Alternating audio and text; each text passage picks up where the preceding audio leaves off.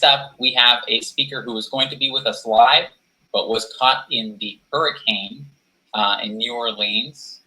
He is the editor of Basic Income Today. He's one of the leading thinkers on the merits of a basic income. He's written for many publications, including the Huffington Post, Politico, Boston Globe, appeared on countless TV news shows and podcasts, was once described to me by someone else in the basic income movement as a third of the movement. I think that has certainly changed in the past year. Please welcome Scott Santens. A Category 4 hurricane just swept through my state of Louisiana during a once-in-a-century pandemic. Extraordinary weather events are normal. 180,000 dead Americans and 1,000 more dying every day from coronavirus is normal. 1 million Americans newly applying for unemployment benefits every week is normal. Being killed by police as a black man is normal. Congressional gridlock is normal. The president eroding faith in our institutions is normal. What's become normal is not okay. None of this is okay. What we're doing in America isn't working. America is not working. It's time to draw a line. This far and no further. This line we shall not pass. The only way to really change direction is with truly systemic structural reforms. We have to look with new eyes at ancient festering problems. We can't just vote for different leaders. We have to change how we vote. And voting has to exist upon a foundation of fundamental human rights. We all have a right to life. That is a fundamental human right. But we recognized it. No one really has the right to life so long as someone else can withhold what's needed to live. Within a monetary system of private property, money is oxygen. So we all have an unconditional right to enough money to live.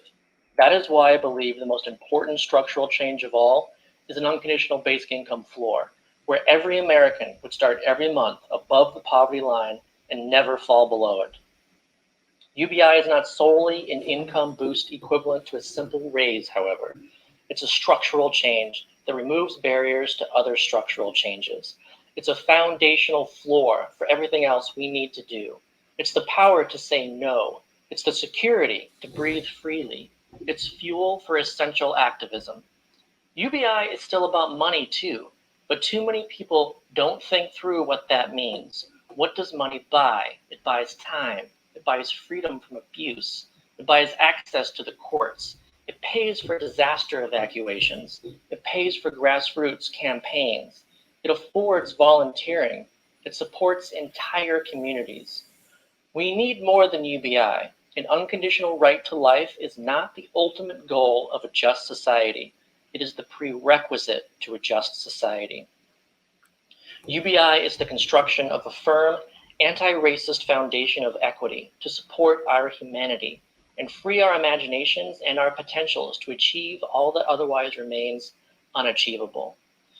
Upon that foundation, we also need healthcare as a right. No one should ever be dependent on their jobs for life-sustaining income or life-saving medical care.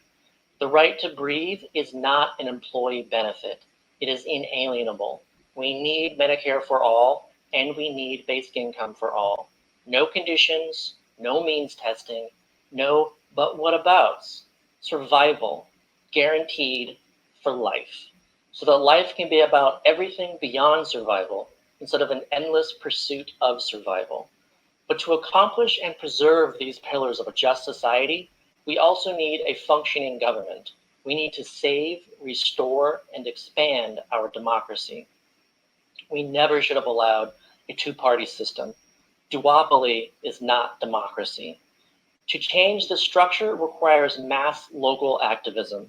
Every state is in charge of how they vote. Maine was the first to break free by adopting ranked choice voting. Alaska and Massachusetts may be next. Every state must follow in order to end the spoiler effect and move from plurality to majority voting.